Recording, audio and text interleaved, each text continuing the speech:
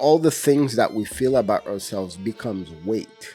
So when God called us to a place or called us to do something, we feel that burden and we feel so heavy because the weight of I'm not good enough, the weight of I don't have it together, the weight of I don't have the resources, the weight of I can't see myself. All that weighs us down and makes us literally, like you were saying, I. Meanwhile, God called you.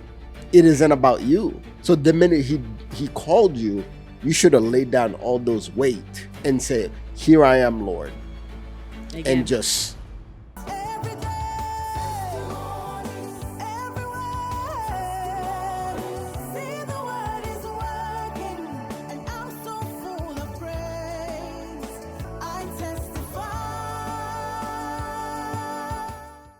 hello, people.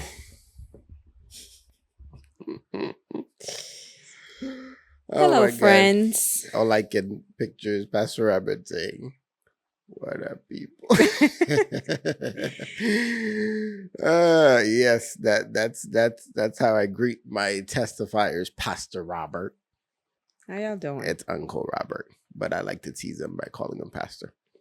But he's a pastor. I remember when I called him Uncle Pastor. Uncle. I was like, Uncle Robert, nothing. Uncle Robert, nothing. I said, Uncle Pastor Robert, huh? I said, oh, okay. There you go. I see. But anyways, how y'all doing, man? We hope you guys are doing well. We're hanging in there. We're back, another episode. I'm doing well. I'm not hanging in there. I'm doing well. Yeah, she's doing well. I'm okay. I had a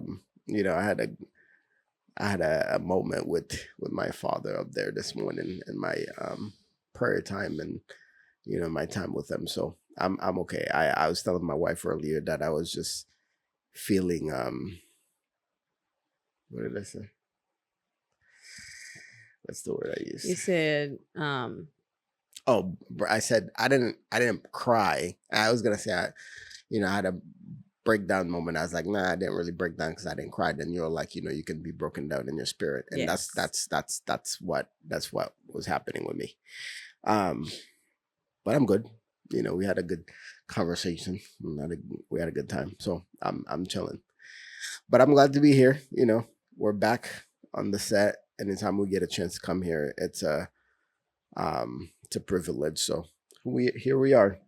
I don't know how today's gonna go because I was like, Lord, you gave me this thing a while ago. I don't even remember what this is about, but this is yours. This is what you do. So we're just gonna follow. My wife was like, I'm gonna follow your lead. I'm like, don't follow my lead, follow his lead because I'm. Yeah, I had a conversation I wasn't part of. So I'm just gonna follow. Anyways, so I got this title a while back. And we're still going down the list. And so we're landing on this today. But basically it's the story of Gideon in the Bible. So if you guys are not familiar with that, I would encourage that you go read it. And I found myself. Where would they read that story? From? Gideon? Yeah. Gideon is in. Give me a second. Because you can just tell them Judges. Is it Judges? Yes. Hold on. Yeah, it is Judges. Okay, see? You know me when it comes to like knowing where things are sometimes, even though I just read it, I am like, Yeah. Judges chapter 5 and 6, I would say. 5 and 6 around there. See, now that you said it, I remember the chapters. But so you're making me go back and forth in my notes here. Not notes, but where is it? Okay. So yeah, go read it for yourself. It's a beautiful story. It will encourage you because that's where I found myself this morning. And as I was meditating on it, right, and I was reading the scriptures, reading the story, and then I wanted to go a little bit deeper. So I started doing some research, and I stumbled on this like devotion, and it was literally speaking to what I was feeling. So that's where the whole I had a breakdown moment came. My spirit was broken down because I'm like, Lord, this is exactly where I am. And, I was just, talking to him and pleading with him, but it kind of encouraged me though. So the whole, when I got that title, the whole basis of that title, it was Gideon and also the Israelite story when they were sent to spy the land that they were supposed to occupy, and there were 12 spies that went, and what they saw, right, and how they saw themselves versus relying on what God had promised them. So that was the two things that I wrote down when that was given to me. But I wrote down that in both cases, they were afraid of the enemy, not knowing that the enemy was afraid of them. So, and that, a lot of times the devil, right, is counting in our ignorant in a sense, and us not knowing what the word says about us, what God says about us, and how he sees us to keep us in defeat, right? And he wants to, keep distracting us, because the more he does that, then the more he keeps us away from knowing our true identity in Christ. Yeah. Right. And once he does that, it kind of disable our advantage of knowing what we carry inside. Right. Because if you don't know who you are, then you don't know, your potential, the strength, your strength, or whatever else God has deposited in you to walk into that identity. So the devil's always counting on that, to keep us ignorant from knowing those facts, right? So so that's where this whole thing came from. So that's basically what we're going to be talking about today, is knowing the truth about who we are, and whatever battle we face in life, scripture, the word says that we're fighting from a place of victory. But again, if you don't know who you are and your identity, then you don't know, that you've already won that battle. So for you, you're feeling defeated, just like, a lot of times I be feeling, but the word already says, right? You're more than a conqueror. So, anything you want to say so far before I go deeper? As you talk about how Satan would bet on us not knowing who we are, I keep thinking about, the word that keeps coming to my mind is hopelessness. I think he will keep you in a situation of hopelessness, because you cannot know who you are, and then at some point you decide, okay, I am going to find out, or Right. I am going to change the way I see things, or I'm going to dig into and find the informations that I need. I think what he would do is use the circumstances that make us think about ourselves in certain ways, and then he would keep us in that perspective, and he would make us feel that there's no hope. It's always gonna be like that. I'm always gonna be broken. Yep. I'm always gonna be defeated. I'm always going to be crazy, so on and so forth. And you see that too. And sometimes we co-sign on these things, whether it's about us or about family members, or about, because sometimes we all have a family member where we all say about them, yeah, that's just how they are. So and so has always been crazy, and I know it's like a habit, but like, instead of starting to change our mindset and perspective and our language, but we're co-signing with Satan, saying, oh yeah, I'm always gonna be broke. Right. I'm always gonna be poor. I'm always gonna, Yeah. and he wants us to stay in that place, because once you're in that place of I'm always going to be, you don't even care to look for a different perspective. Yep. You don't even care. You have the Bible next to your bed. You don't even care to open it to see Right. what's in it. Mhm. Like, I'm curious. Let me just see. I've seen other people thriving, serving God. Let me just open this book and see what's what in is it and see right. what God said about me. Right. Like we just lose our we lose our hope, Yep. I'm trying to pull the verse.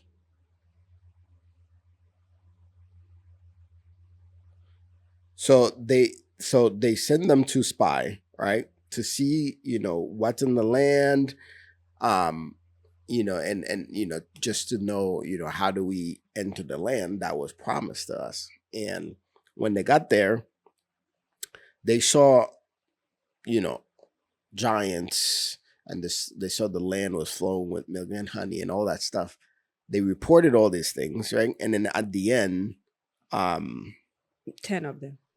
yes, 10 of them, because 2 of them actually believed that we should go in and we can do this. They had faith in the Lord that God will be with us because He's the one that promised us this land, and we can conquer the land. But 10 of them went back and just told everybody, basically scared everybody, because they're like, we can't do this. They're giants. They're bigger than us. Blah blah blah blah blah.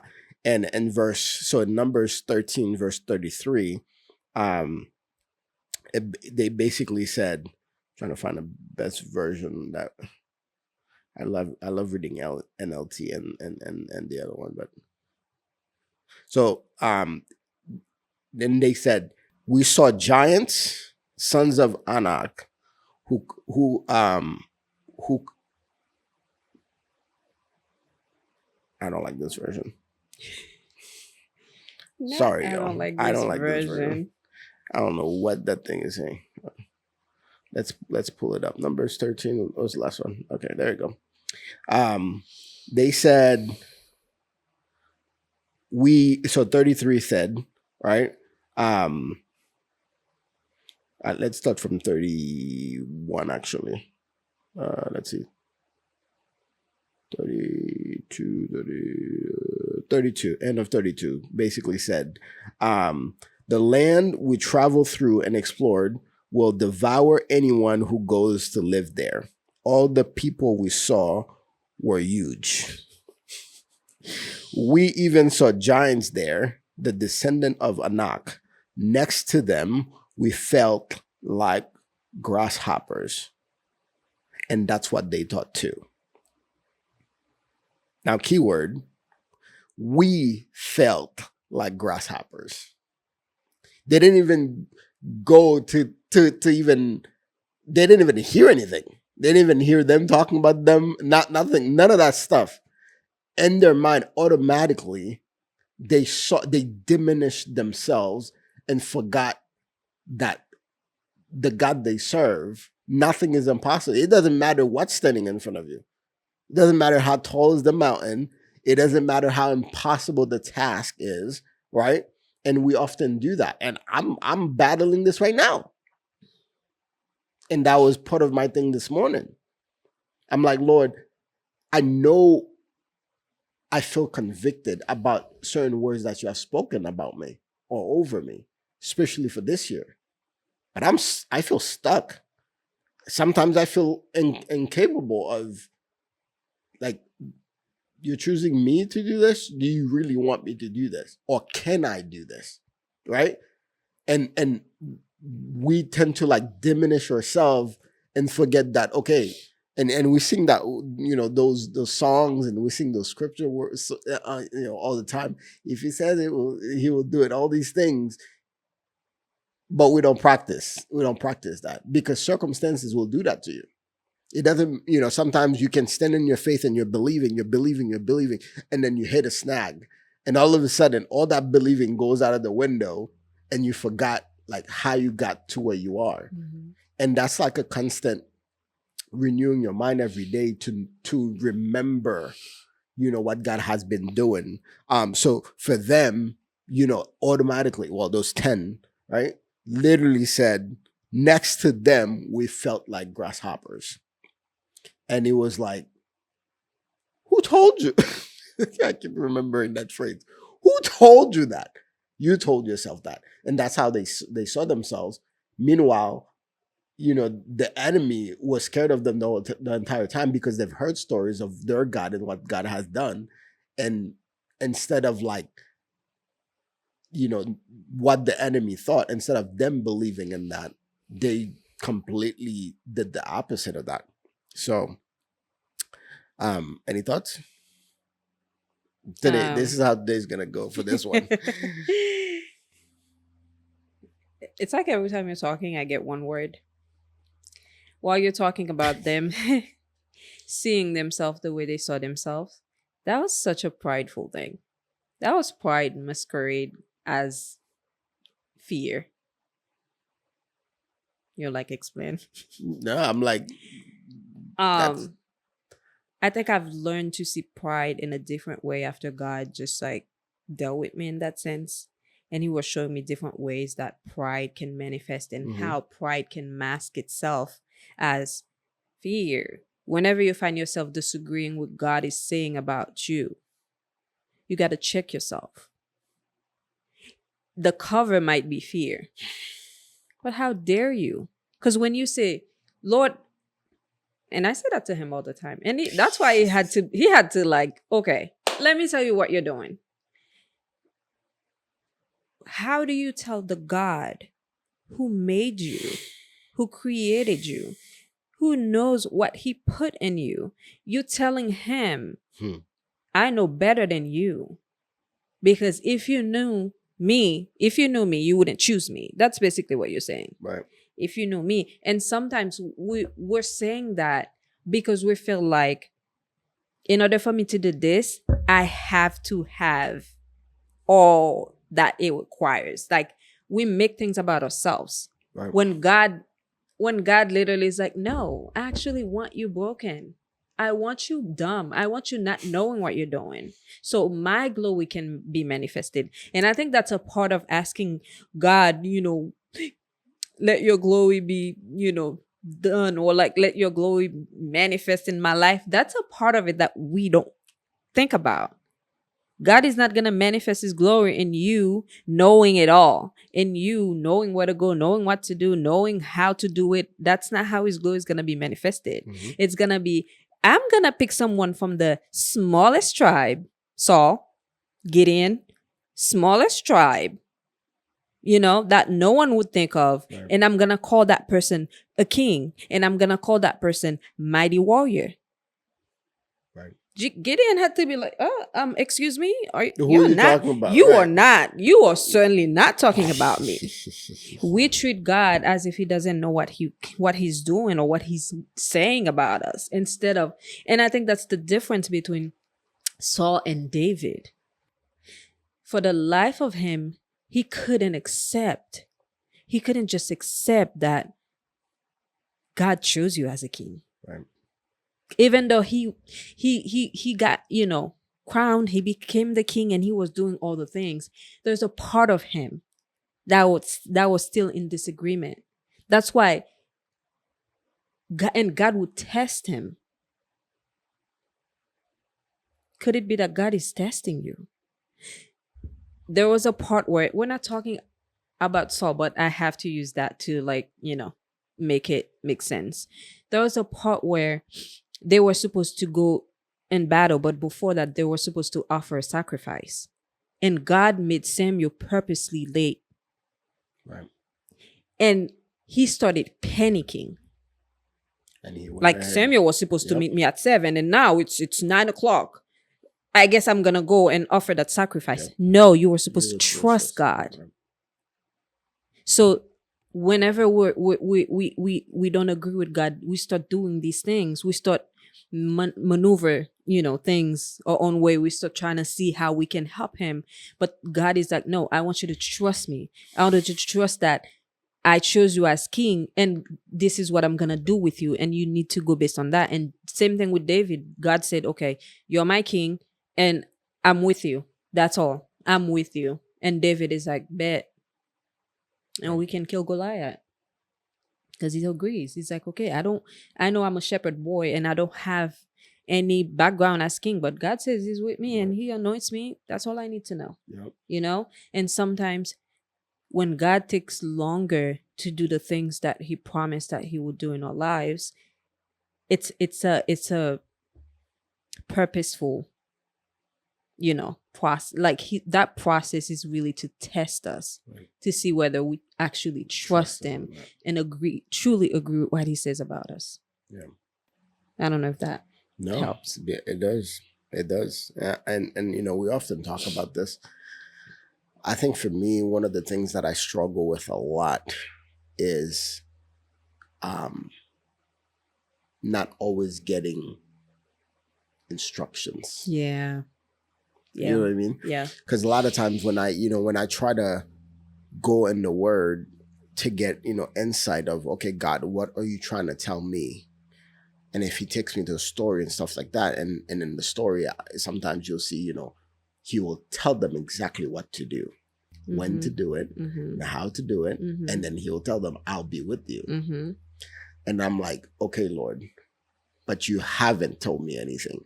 Okay. You like instruction wise. Right. Because you tell me, okay, this is what you're going to do. And then that's it. And I'm like, but I'm already stuck where I am. I need can you give me some instruction on, because again, for me, because a lot of times I've done it my way doesn't work. Right. And I know what you're thinking. That's not, I'm not going back to the past, but the parallel always comes up. You know what I mean? Like I've tried it, the whole point of, and that's why I was feeling this morning. I'm like, I'm feeling frustrated and stuck because I don't want to move out of emotions and I don't want to do things just because I feel like I know how to do it. And I was like, sometimes I feel dumb coming to you. And then I remember, okay, sheep are supposed to be dumb, right? And I'm like, that's how you want me to be. So here I am, so you can depend on right? I'm like, but here I am being that, but yet I still feel like I shouldn't come to you this dumb because I should know at least how to start whatever it is, right? You know what I mean? So for me, a lot of times it's like that wrestle back and forth. And then one of the things I was reading, and they were basically explaining, they're like, sometimes it takes wrestling with God until we become, we're on the same page. And that's what Gideon kept doing. Like every time he doubted, he was like, can you give me another sign? Can you give me another sign? Until he got to the same page with God. And then he started to see himself in a different light. You know what I mean? And so sometimes for me, it's like, because of not having, sorry, for example, 2 years ago when we got the revelation for the ministry, man, give me clear steps of like, this is the name, this is the list of people, this is the vision, this is the mission, this is what it's gonna be, blah blah. You know what I mean? But when it comes to me personally, I have yet to receive any instructions, and sometimes that causes doubt. We have to be honest with ourselves, right? And I had to tell him this morning, said, I'm bringing my doubts to you, and I'm bringing the spirit of fear to you. Fear of failure, fear of not being good enough, fear of all these things. I'm bringing, this is what I'm doing this morning. This is where I'm at. Right? And then, of course, he sent me, to read a scripture, which was encouraging to me. Even in that, I was like, all right, Lord, I have to make you read that from my Bible because I took notes on it and I want your thoughts on it. But that's what I struggle with sometimes. It's not that I don't believe. It's not that I don't, I because again, I always say this, I've experienced God too much to know. You know what I mean? But even in that sometimes, and like maybe it's what you're saying, it's a test to see that if I'll trust him even without any instructions. Yeah. And I had to submit all of that to him this morning. I said, I do trust you. And I do believe in your word. And I want to move on what you say. I just don't want to mess up. Yeah. You know what I mean? I don't want to mess up. I don't want to waste any time. I don't want to move on emotions thinking you did that and you told me that you told me that. So that's kind of where I'm at with that. But I think you're right, though. I think, it is a test to trust them even when it seems blank. Now, so what? You're messed up. If you think about good parenting, I know. if you think about being good parents, it's part of it is allow your kids to, make mistakes, to Yeah. venture, learn, and make mistakes. So God wouldn't be a good father if he would sometimes just, stay quiet and see what you would do. The same way he just like take the animals and said, name them. And he's like watching to see what Adam would do. Except, I understand what you're gonna say, Yes, but what yes, I'm yes, saying yes. is, okay. This is what I had in my head. Let me go there instead, Yes, so go I don't ahead. confuse you. When David killed Goliath, David didn't go on his knees and pray and say, God, what should I do? What do you want me to do? How do I do it? What's the steps? Give me the instructions. I think sometimes God wants him saying, I am with you to be enough for us to move. Yeah. For us to, when we see an opportunity, we're like, well, God is with me. And you move. Wow. And That's- if it doesn't work out, there's always something that God is teaching learn, us, right. even in the things that don't work out. Yeah. It may not work out in the way that you expected it to be, but it would have served its purpose. But if you don't move at all, God cannot. Yeah. He cannot teach you. He cannot redirect you. He cannot do anything. You know, it's funny when I make you read Ecclesiastes Stop 11 and then the notes that I took. That's, yeah. Well, see, I didn't even read it yet. So I think it was purposeful that I didn't read it. But even while you're talking, and I'm realizing a part of what's so difficult for me in that. I think for me, in the back of my head, we are saying, so what you mess up? In the back of my head, my mess up is costly financially.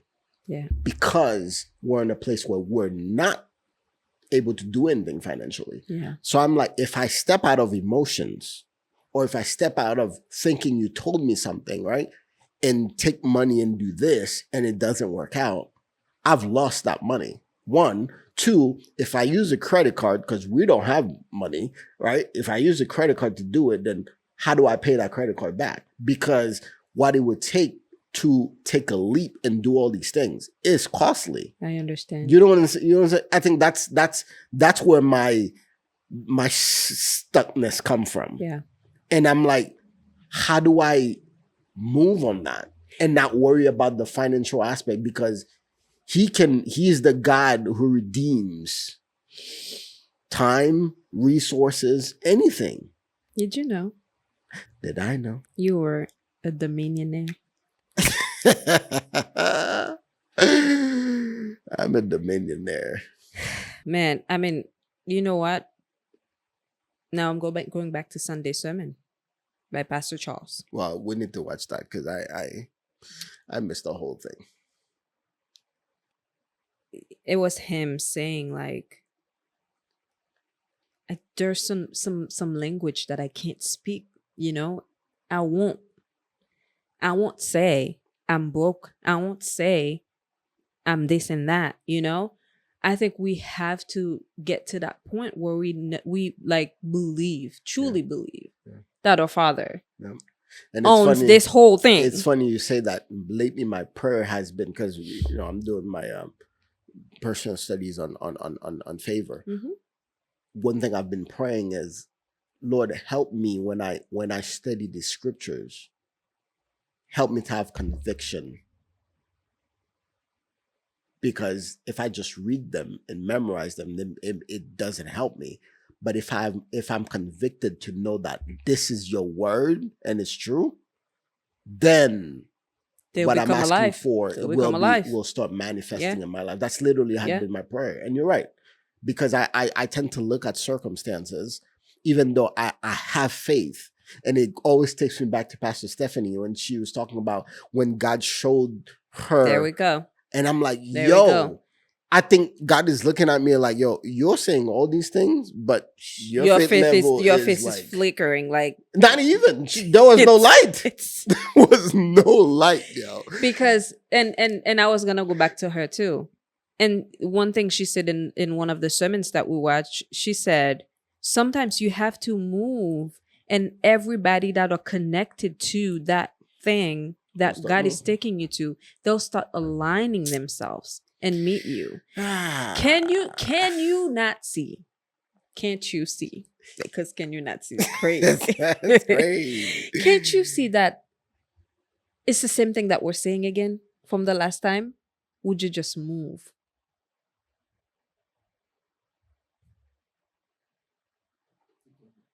That's the same thing that we're saying again. Could you, if you would just move, there might be someone on the other side of the screen watching and they're thinking I'm stuck and, God has given me this vision and I don't know where to start. But sometimes the only thing that God is going to tell you is that I'm with you. And you have to take that and run with it, knowing that, okay, the God of the universe who created everything told me that he's with me. Take it to the bank. And you take it to the bank. And also, we have to change how we say things. We have to change, because sometimes we're praying about something, but we're also, with our own mouth, contradicting. Yes. Yep. We're saying the opposite, because we're looking at our circumstances. We're looking at a situation. We're like, how am I going to do this? I'm broke. No, you're not. Yeah. You're just waiting on God to and by waiting on God, I'm not saying you're sitting and you're waiting on God. But if financially what God is asking you to do, and you feel like, okay, financially I can't do it, just start praying for him to open the doors for you so you can start walking in them. It's not, I think, I think God is just waiting on us to move. Not waking. Pray for you. Pray for me. I don't know what I'm saying today, but yeah. I feel like the word for you has been consistent, man. It's time to move. So next time you come to us, the testifiers and I, talking about, I'm joking, but yeah. Man, I it's funny because I told you this morning, right? As I'm like meditating on the thing, and then based on what happened this morning, I'm like, yeah, I think this episode is gonna be for me in a sense. And that's what we talk about all the time, that when he asks us to do this, it's also for us. Some of you may be at the end of the screen, you're getting something from it because nothing happens before time. So when a certain, title comes up, subject, I should say, it was scheduled for you for whatever it is that he want to talk to you. Also, a lot of times it's to encourage ourselves, and this is what's happening right now. Because I told her I was going to make her read what he sent me to read this morning and what I took notes on.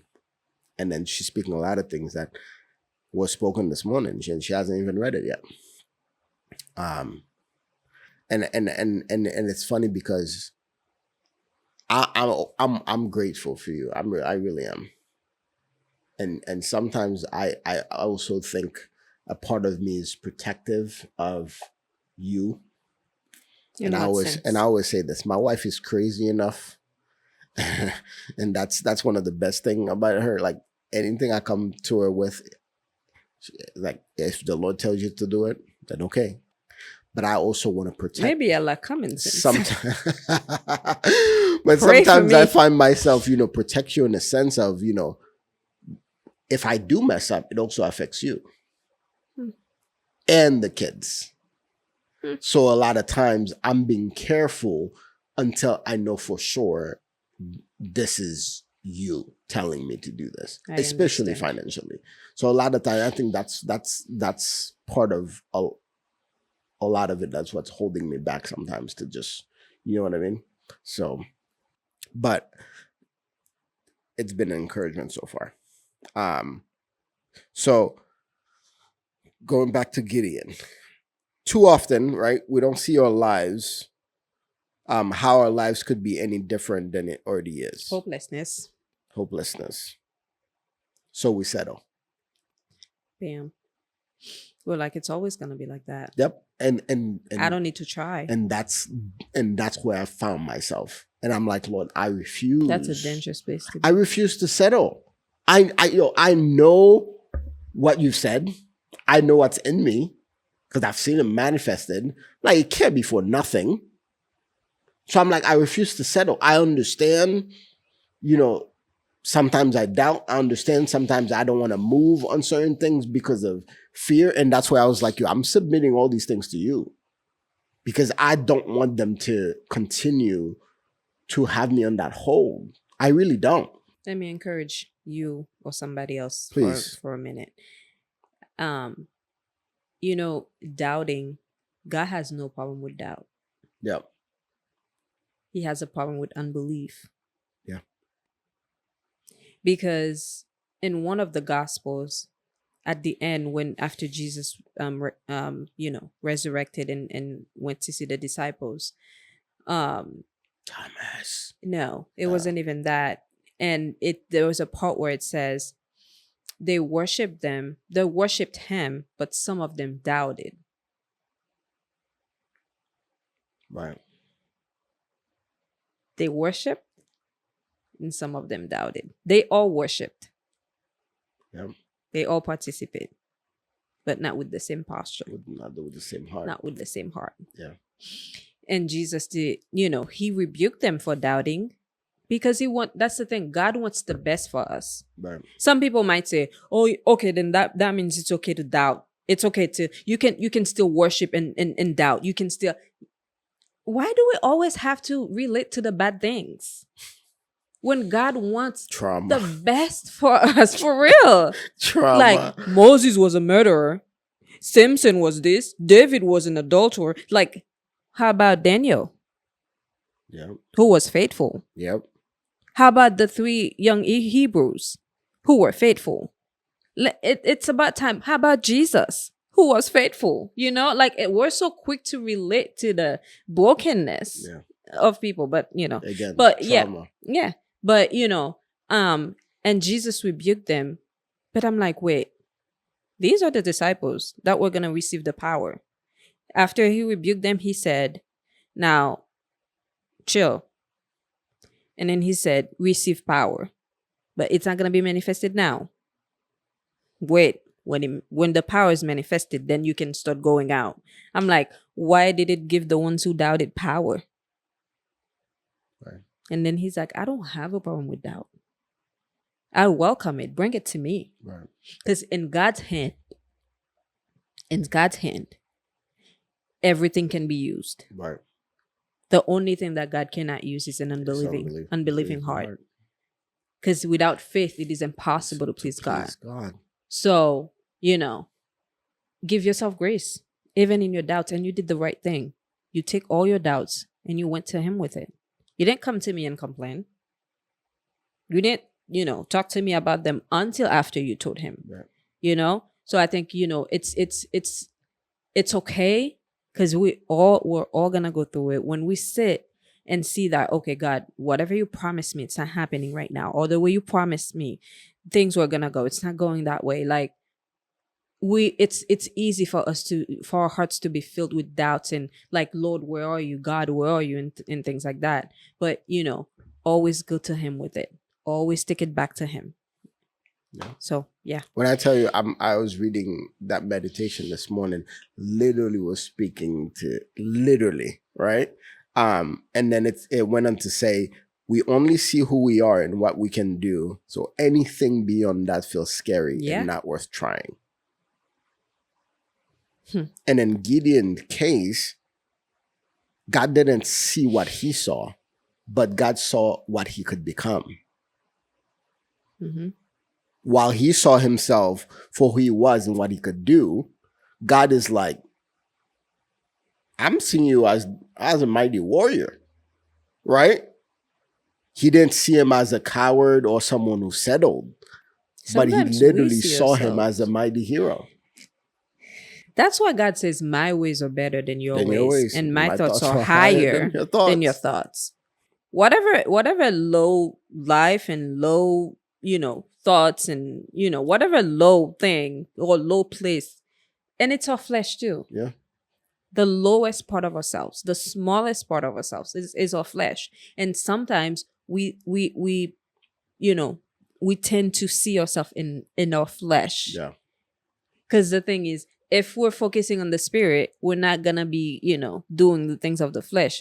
And if we're focusing on the things of the flesh, we're not gonna be doing the things of the spirit, because they don't mesh together. So God is like, I want you to see yourself the way I see you in the spirit. Right. But we're sitting here in our flesh.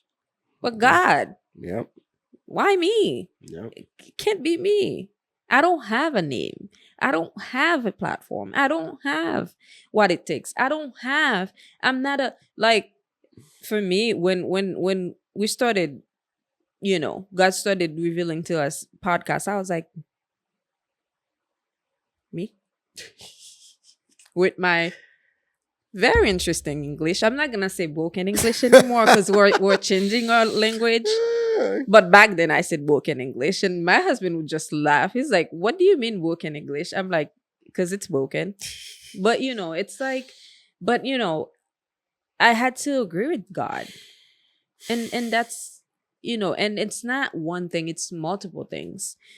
Sometimes I look at how I parent, and I said, oh my gosh, I'm a bad mother. I don't have what it takes to raise wonderful children and wholesome children. And God is like, says, who? All you have to do is come to me with it. Yeah. Rely, abide, depend. And then, yeah. And sometimes, if we're being honest, right, the doubts we have about ourselves is also doubt we have about God. But sometimes we refuse to admit that, oh, I have doubt about God. We got to be honest with ourselves. Bring it on. Because sometimes, even me, sometimes I question, are you for real? Are you real? It's one of those, like this morning, for example, I'm sitting there literally talking out loud. And you're like, and I'm this like, is great. No wonder they think we're foolish. I mean, you know what I mean? Yeah. But I found comfort in talking to my Father. Yeah. But if we are being honest, the doubts we have about ourselves is connected to doubts we have about God, because He created us. There is no us without Him. Mm-hmm. Literally. And one of the videos you sent me the other day, I don't know if you went back and watched it, because when I told you about it, you're like, oh, I still haven't watched it. I just sent it to you. I haven't yet. But what he was talking about, how Genesis, God the creator, the way stuff He like that, designed right? us and everything. And then one of the things he said, for example, when Moses said, who do I say the Pharaoh sent me? I am that I am. And then he was like, even for someone who's an atheist, you cannot define yourself without putting God in what you say you are. Because when bro, I am an atheist. I am. He is. I am. And whatever you believe in, God is in that. So how do you? And I was like, yo, that just blew my mind. And if you really think deeper about it, and that's where it's connected. If you doubt yourself, right? If you have doubt about yourself, about you also, it's connected also to having doubt about God in a sense. You're just saying, listen, I know you're the big capital G up there, but what you're saying right now, I don't believe it. Right. Because if you think about it, if we really believed what God says about us, we wouldn't be sitting there like, yep. Me? Not that you would go out and be prideful. And that's the thing. When you're walking with God, you know better. You walk in humility. Okay? David was a way better soldier than Saul was, you know? And he was chosen by God to be king over his people. But he wasn't walking around like all puffed up like I just got anointed. Bow down. Da da da da da. No. He was like he stayed put and he was just waiting for God to open the doors little by little, and then he just walked in them. Walked in them. And God even sent him to serve the you know, to serve under Saul, and Yep. he went and did that. Yep. And he did it with all his heart, and he He loved loves Saul. Saul like he a dad, he bro. wasn't sitting there like, Hoping for his demise. you need to die. He wasn't sitting there loved- like, you need to die Yeah. because you know I need to sit in that seat. He wasn't doing that. And I think that's what it is. When you know God and you're walking with him, you learn to walk in humility, because you know that God is the one elevating you. It's when you have pride. It's like when you have pride, even when God is trying to elevate you, you're trying to bring yourself down because you don't believe that, you know, God is who he is and God says what he says about yourself. You think you know better. Right. If I was choosing that's basically what you're saying. If I was choosing someone to do this job, I would not choose myself. And I'm talking to myself. Because I would say that to God. Why would you pick me? I don't have what education, what degree that I have that makes you think that you can pick me to do this. When God is like, well, no, you're exactly who I want to do this, because without your degree and your expertise, now you get to come to me. Yep. Then I get to tell you the steps, and I get to direct you, and I get to tell you how to do this. And also my name gets to be glorified. There we go. When you become successful, That's then you the get to part. say God did that. Yeah. Not my degree did that. God We did that. have to be willing to look dumb. Yeah. In order for God to get the glory. Yep. So you feeling like you're dumb is God is like, I love that. Yeah. So Be encouraged in your dumbness. be encouraged in your dumbness.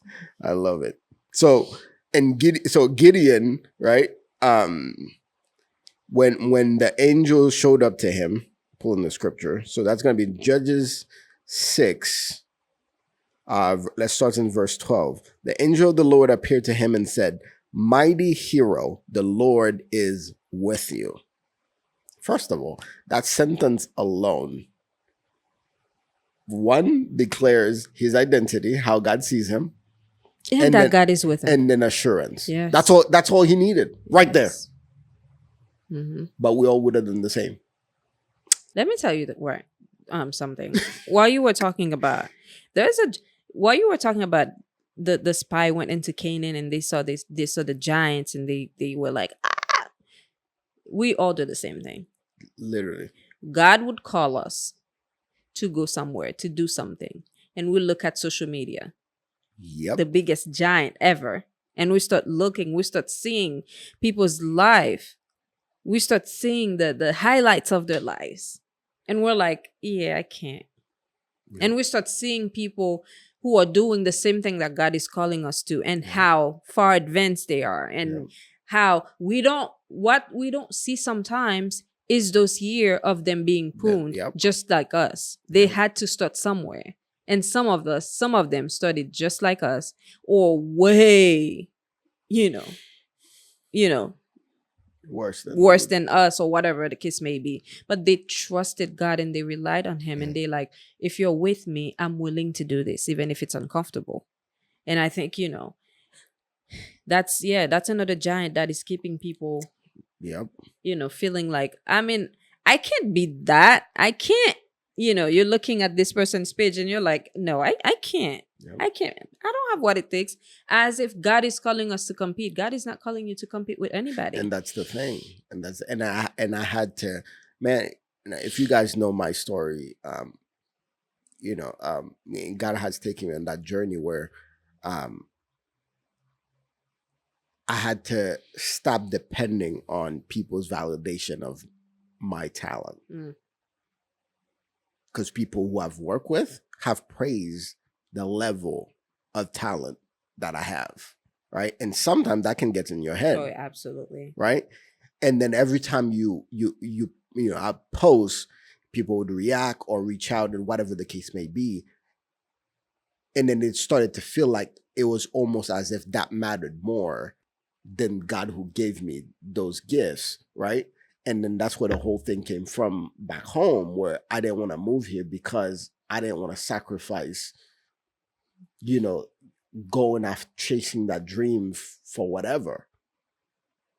And then he took me on that. I didn't post my work on social media for almost 3 years. Mm-hmm. I didn't stop working because he told me to keep practicing my talents, right? And I was thanking Pastor Robert for giving me that perspective the other day when I was like, I've been doing all these things that I didn't go to school for, and I've been practicing doing all this, but they're not producing anything. And he was like, but your gift is not dormant though. What you just said, you're practicing them. So he was like, he's having you practicing that because of where he's taking you. Now, you're saying they're not producing anything. Well, I mean, for me. But they're producing something in you. Yeah. Right. But I'm saying I didn't see it that way. When you put a seed in the ground, it goes inward before it comes out. Right. So that people can enjoy the fruits. Yep. And then, but the danger and the pressure of culture and also your circumstances. Right. Because for me, again, because we're here and we're not working, so I'm like, Lord, you give me all these things. I could be, and it's always like when in people, and again, because of the way people sees you, sometimes then that validation becomes more. Because people, when I told you about the story of the kid that, I'm on this, creative group on Facebook, and then he saw my stuff and we're exchanging information, and he was like, so how's business? I was like, I don't have a business. He's like, what do you mean you don't have a business? Like, that makes no sense, bro. You're literally it. You have every single component to do this and be making so much money. I was like, so I had to tell him, and I apologized to him in advance. I was like, I don't know if you're a believer or not, but I apologize in advance for this rant. And so I just told him, everything that, this is where God has me. And I'm totally okay with that. Mm-hmm. But it's always those, like, when people see it, they're like, oh my God, you could be making so much money. In my head, I'm like, you don't think I know that? You don't think I know that? So when I say it wasn't producing, it wasn't that way. Because you expect, for it to produce money, where you can be this and that and that and that. And God's like, more than anything, that to me, you producing money for whatever reason means nothing to me than what I'm trying to do with you. And not to say it won't in the future, but for him, he has a different purpose. I think what we have to agree on, okay. Whew. God took the people out of Egypt, bondage, the way you used to, the way your career had you, bondage, and then took the people out to the desert where he would start a process of sanctification, of, okay, now I'm your God, of like getting to know, let's get to know each other. Right. Okay. And not that God doesn't know them, but God is like, all right, now we need a reset. Okay. Now I'm your God. I'm going to take care of you. This is where I'm taking you. And when I take you there, this is what's going to happen. Da, da, da, da, da, da. Okay. But while they were in the desert, they were going to go to a place, the promised land, where milk and honey are flowing. But in the desert, God had to take care of them and be their provider until they get to the land. Yeah. I'm sitting here listening to you saying, I just, want to get to a point where, I'm providing and I'm this, I'm that. The desert season, we don't know how long it's going to be. Nope. And the good thing about that is that isn't God providing? Sure is. You're rushing to get to Canaan so you can provide. You're rushing to get to Canaan so you can, be independent and provide and do, be able to. And I know like what I used to work, so I know the satisfaction of being able to provide and bring something for your family. And as a man, and I know it weighs more on you because you're called to provide. Yeah. But we're not sitting here because we want to. We're sitting here because he asked us to. Right. And we don't know how long that season is going to be. Yeah. We might as well just, I'm not saying get comfortable in the desert, but get comfortable in knowing that this process is important and he's not going to let us out of it until he's done processing us. Yeah. And I think he wants us to get to, and I know we've got to that point where it's like, okay, God, if you don't go with us, we're not going. But he knows how he wants, in what shape he wants us to be. Yeah. Before we step in overflow and everything.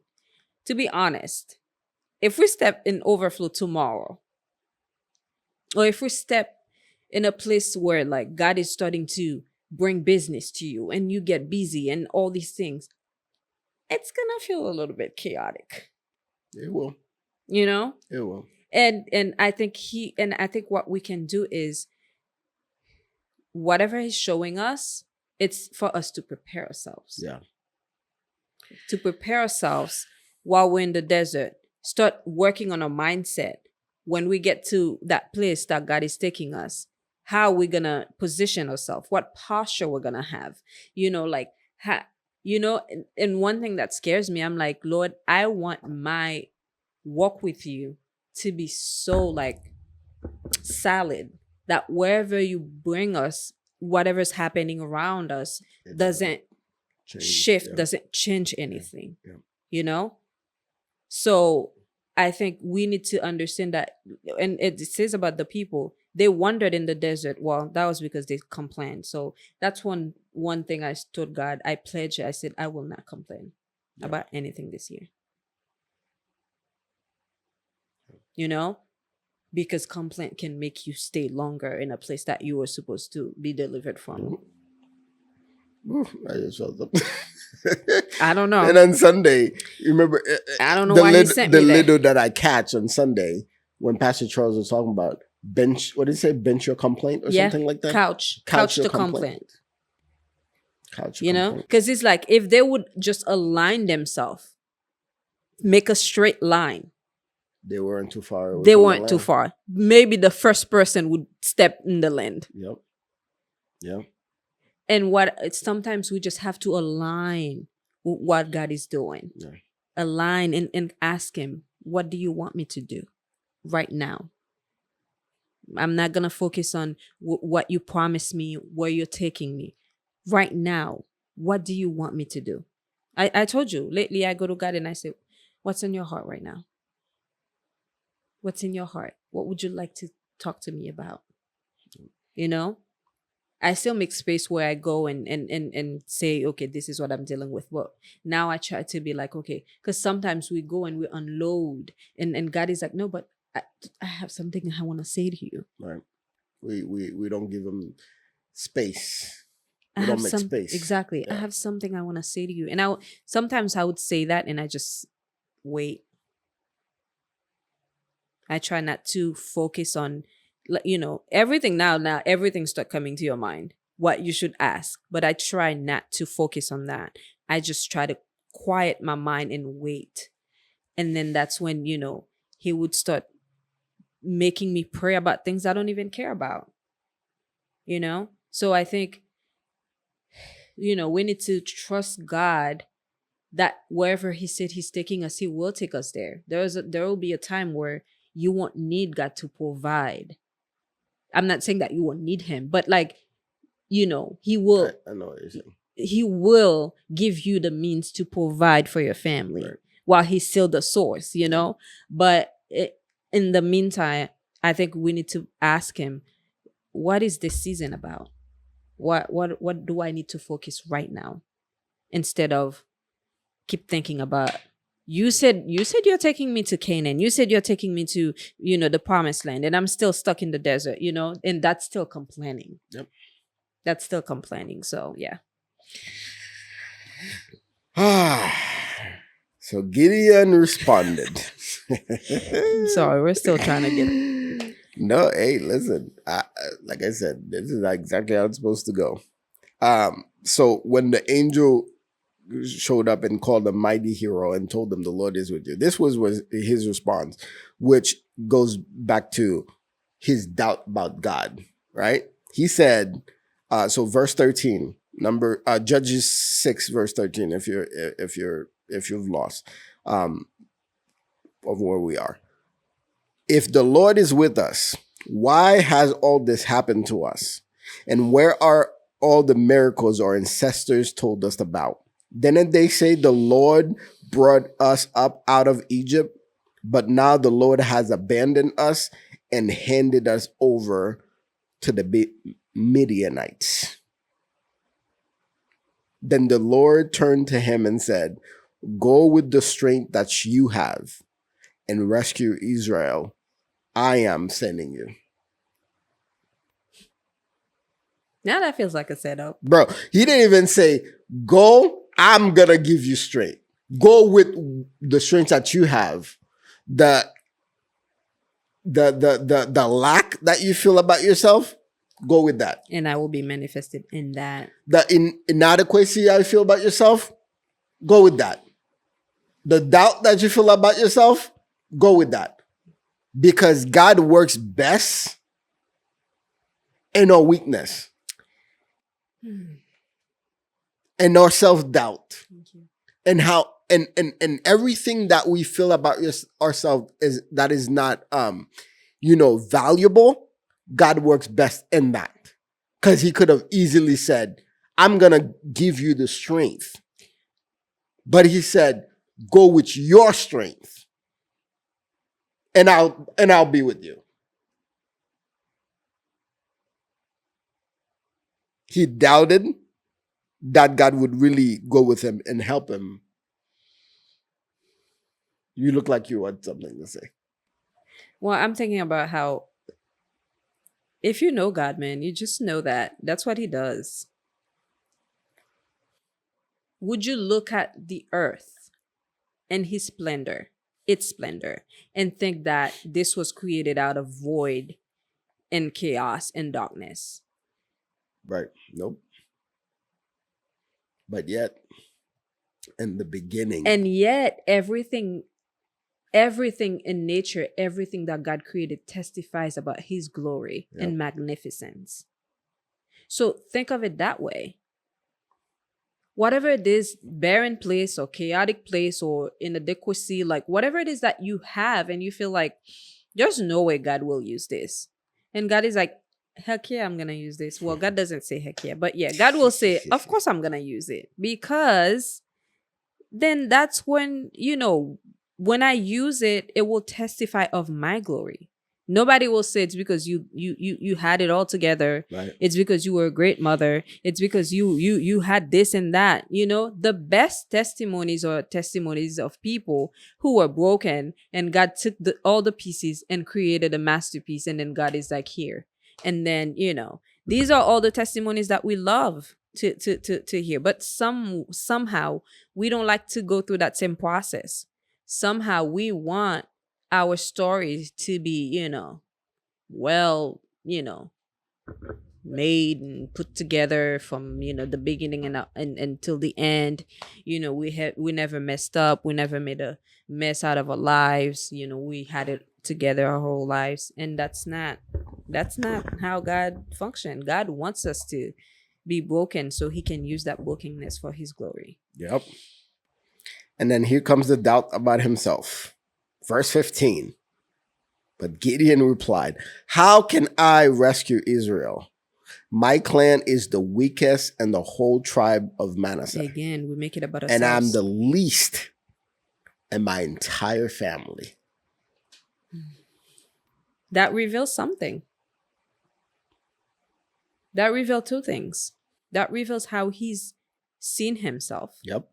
what he's been saying about himself. Now, he's seen himself that way. He said it. Now he believed it. Yep. That's why he was hiding.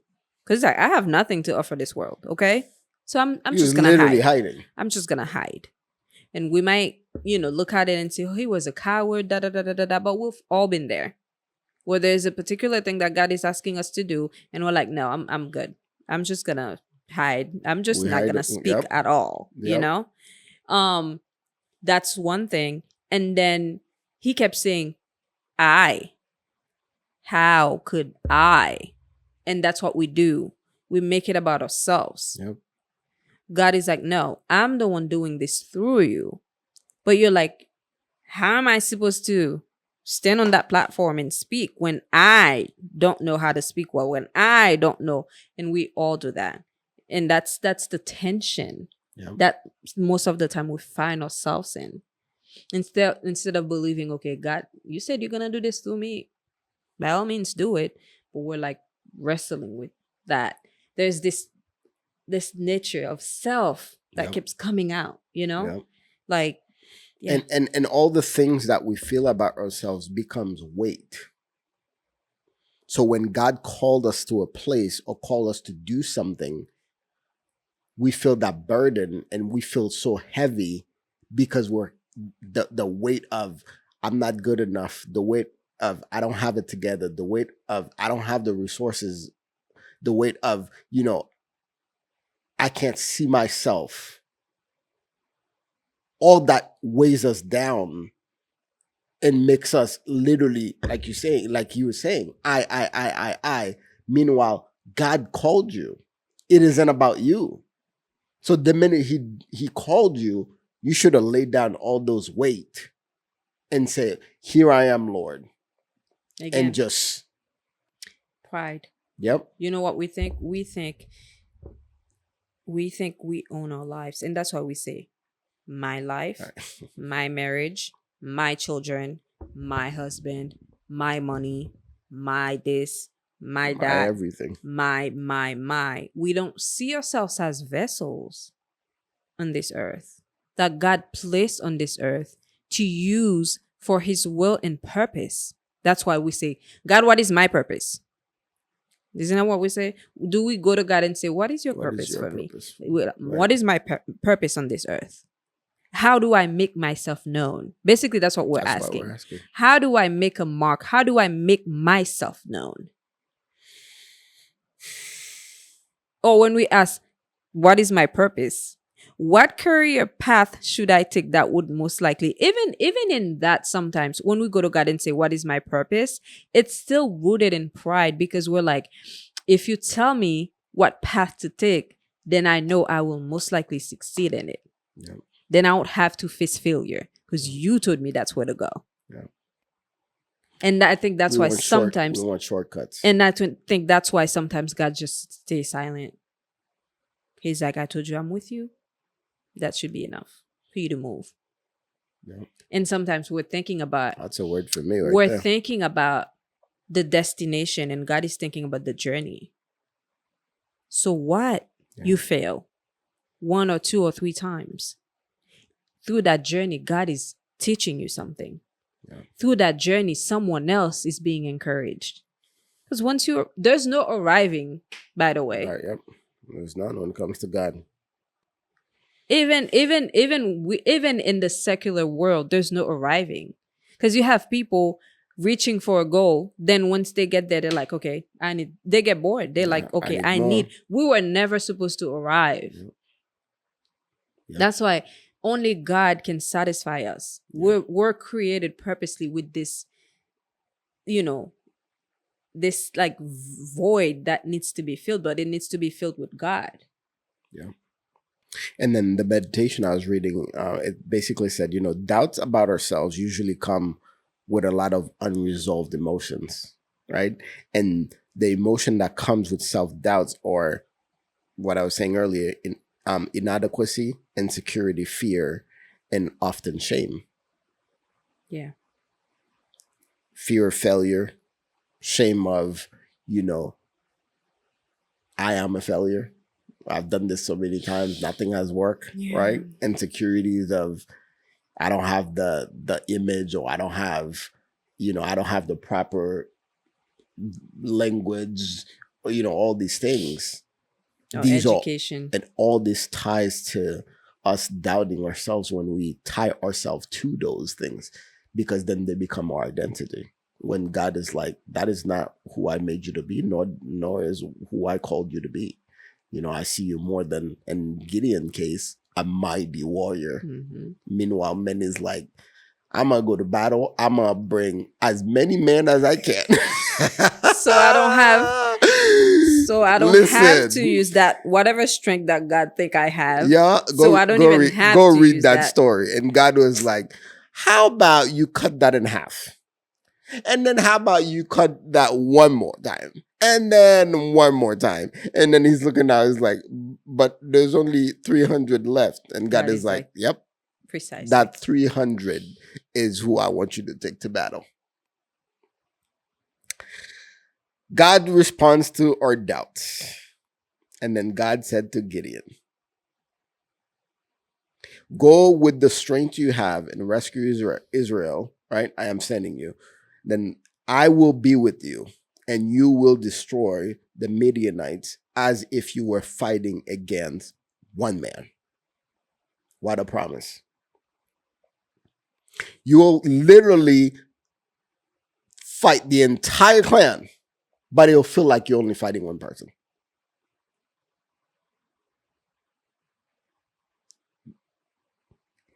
The response to all these doubts he was having literally boils down to 5 words. I will be with you. Mm-hmm. And like you were saying, sometimes that's all we need. I'm not going to give you a plan. I'm with you. I'm not going to give you specific, steps. I'm with you. Think about it. God, that's the thing. God will have to test us to see if we truly trust him.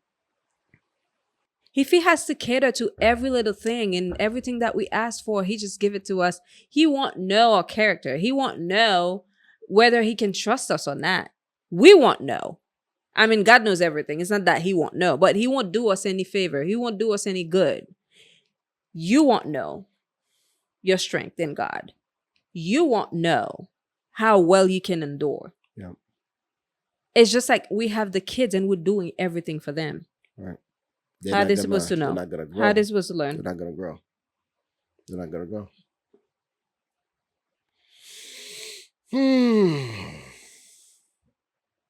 Anyways, but go with your strength. That's what God told them.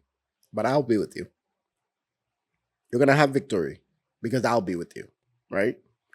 And then they were saying in the meditation, what that meant was, going with your own strength, like I was saying earlier, is that we can be aware of all of our flaws and our fears, right? Or lack thereof of our abilities, right? But still move forward with confidence because we know he is gonna pull through because he told us to go. It's not based on what you have or what you can do. Go ahead. Lord, help me to say it the way you want me to say it, because it feels like a pin drop. Bing. Okay.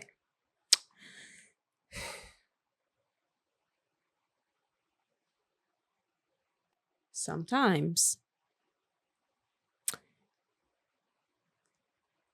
it's in us. The same way your muscles only grow and develop as you work out. As you what's the word I'm looking for? You start applying, you start lifting weight. It's not an easy thing to lift up weight, especially if you haven't done that before. But it's like you're conditioning your muscles, right? Mm-hmm. To get stronger and to start developing. Before you see that ab, you have to work and strengthen your core and do all these things. The ab is there. It's just not manifesting because you haven't done the work. When God says go with your strength, That's God speaking to what he had already put in him. Mighty men of mighty, what did he say? Mighty men. What he called him? Yes. He called mighty hero. Mighty hero. Mighty means powerful and strong, right? God. So now God says, go with your strength. Wow. God is not being sarcastic and mocking him. God is speaking to something that he knows he put in him, but has not been worked out yet, to be manifested. So what God is saying, God is like, the strength is there. But when you start training for that battle that I'm sending you to, you will see it coming to, you will see it manifesting. You will see it come to life. And sometimes God just wants us to start. Whatever it is that he's calling us to do, whatever that little thing that you feel like it's not enough. That's what God put that in you. It's just not, he has not been manifested yet. Yeah. You look at it and you're like, how can I use this? Like me. I feel like I've always like been someone who liked to talk and who likes to encourage, who likes to do these things. But I was always like, especially, coming from Haiti, I was like already 21, and you know what they say, the accent doesn't go away, and it's, I always feel like listen, let me find something else.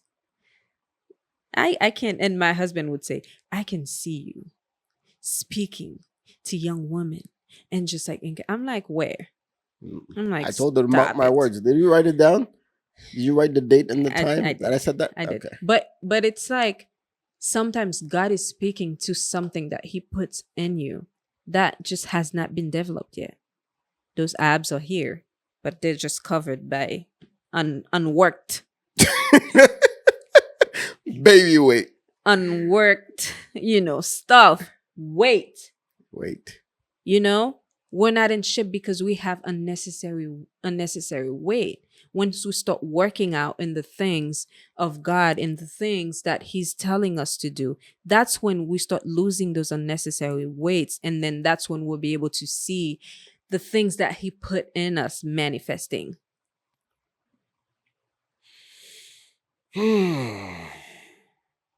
So when God calls us to do something, thank you, whether Lord, we feel like we're capable or not, we have to go in with the mindset of, because he will be with us.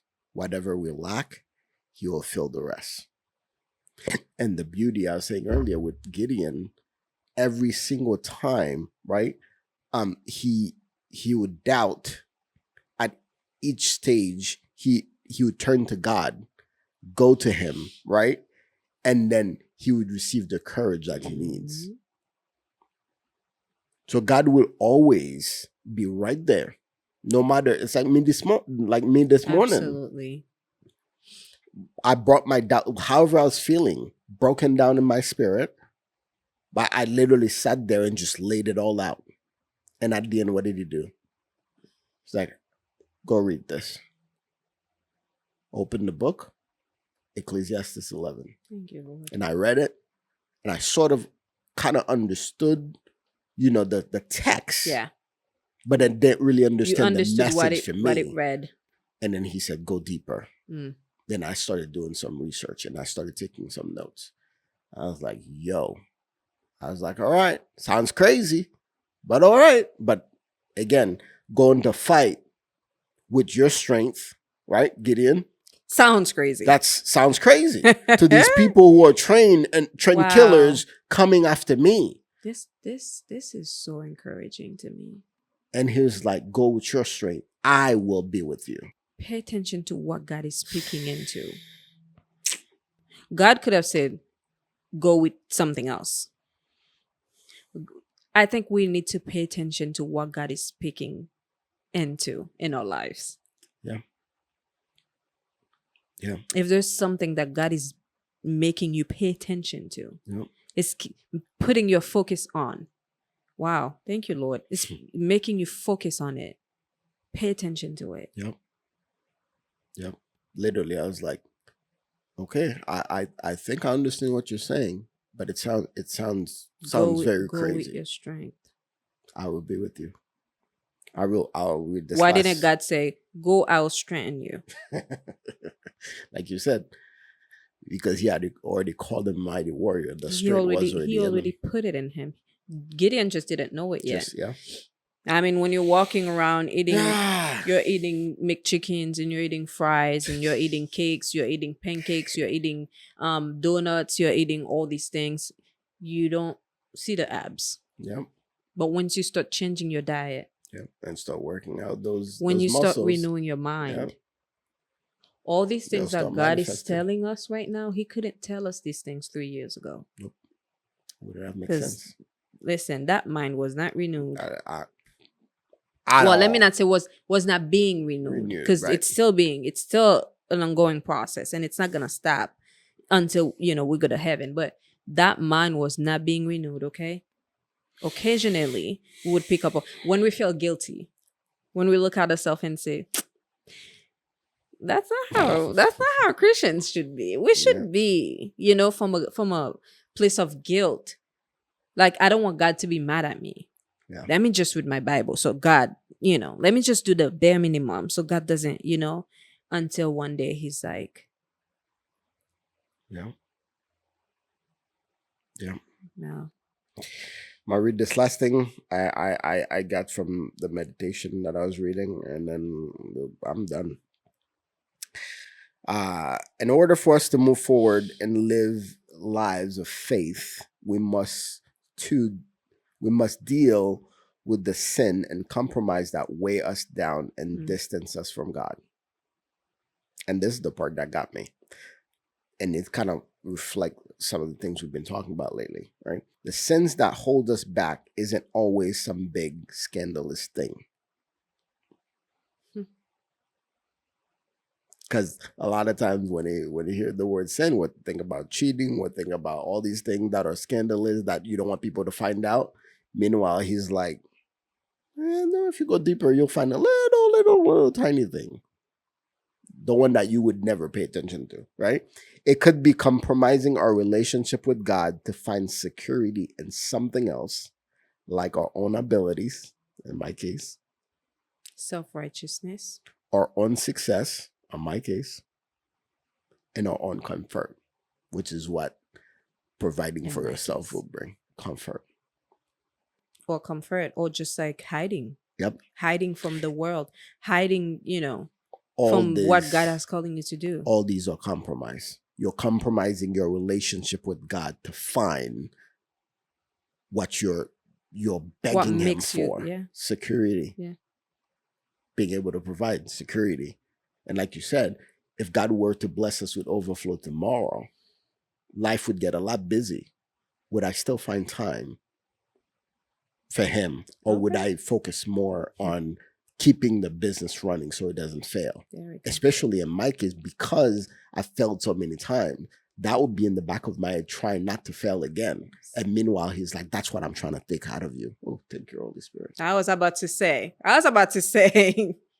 he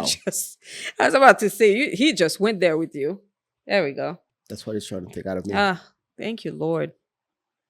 He's trying to tell me, I don't want you to compromise my relationship, your relationship with me, for the things that you think I can give you. And then we talked about that recently, right? You have to go to God because you want to know Him for Him. Yes. Love Him for who He is, not for what He can do for you, not for what He can provide. In our last episode, right? Choose the blesser over the blessings. Because if everything you ask God for, everything, if He gives them all to you, right? And you get happy, you do all, you're over the moon. And then He's like, I'm going to take my hands off. You're done. Is it worth it? Because Saul, when God took His hands off Saul was fired from a job. but was still doing the job for like 20 more years after that. And was still winning And battles. still winning battles. Okay. So you can be successful for a little bit. Yep. You might be successful without God. You might experience success for a little bit, however long, but it's not gonna end well. Nope. That success will be like the wind just passing by. 1 minute you have it, the next minute you don't. And guess what? It doesn't last. You will lack the most important stuff. Saul was winning battles. He was still crowned king, but he did not have peace. Nope. He was tormented. Yep. And he devoted his life trying to kill someone that he was jealous of. Now that's pathetic. Well, oh man. And this is, I again, today was, I think, even though God chose us to do this, but today was for me, from this morning to now. And I was like, Lord, I received that, subject a long time ago. I feel like I don't know what to talk about at this point, but I had to remind myself the same way every time we step into this platform, we pray and we say, Lord, you do you. An hour and a half later. And all encouragement. And this is an encouragement for me, as I'm in hope to encourage somebody. Encouragement for me. Don't compromise your relationship with God for comfort. Don't compromise your relationship with God for security. Don't compromise your relationship with God for success.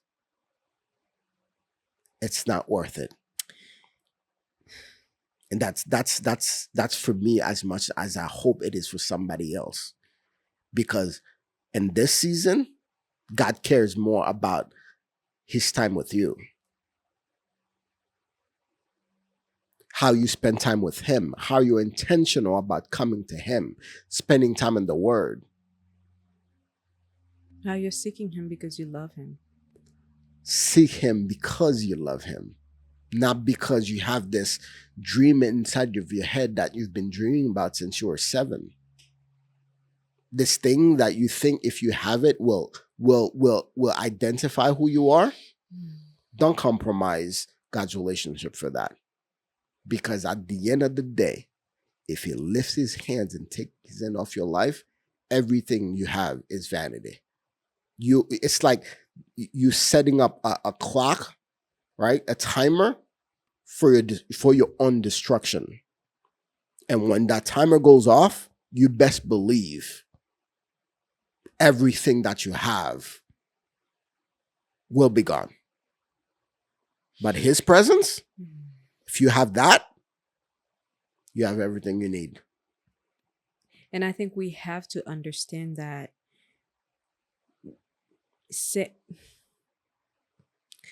when it says, I will be with you, that doesn't mean the situation is going to change. It's going to be the best situation. Yeah. But what he's saying is, wherever you find yourself, take comfort in the fact that I'm with you. Yeah. Like, take comfort in the fact that you may not be able to provide for your family, but I'm with you. Yeah. And the comfort you find in God is, like you said, the situation may not change, but guess what? You'll have peace. We undervalue peace a whole lot. If we didn't have peace these past 2 years, no way we'd be sitting right here talking to y'all. No income. A mortgage, 3 kids. And that's what I told. Zero income. Think about that for a second. That was my prayer. I said, Lord, if this is truly what you want us, thank you. I forgot about that. I literally forgot that I made that prayer until now. I was like, God, if that season of both of us not working is truly it's not us choosing to, or it's not us making some things in our mind. If it's truly you telling us not to work, Give me a peace that flows like a river. Give me a peace that makes no sense. No sense That makes whatsoever. no When I no tell y'all, no it really no doesn't make sense. sense. And We it be, really doesn't make we sense. be laying in bed, we're like, why are we smiling? Why are we laughing? Why are we happy? We shouldn't be, but we are. And we thank him every day for that peace. And me sitting here having peace about this and not worrying is a testimony in itself. Yep. I was the queen of worriness, okay? When he first met me, a pen drops on the floor and I'm thinking the worst case of scenario. She was. Okay? She really was. Like the negativity like was like, you know, but just be encouraged, man. Just take comfort in the fact that God is with you. God is with you. God is with us. That's what we're taking comfort in. Wow. Lord, thank you.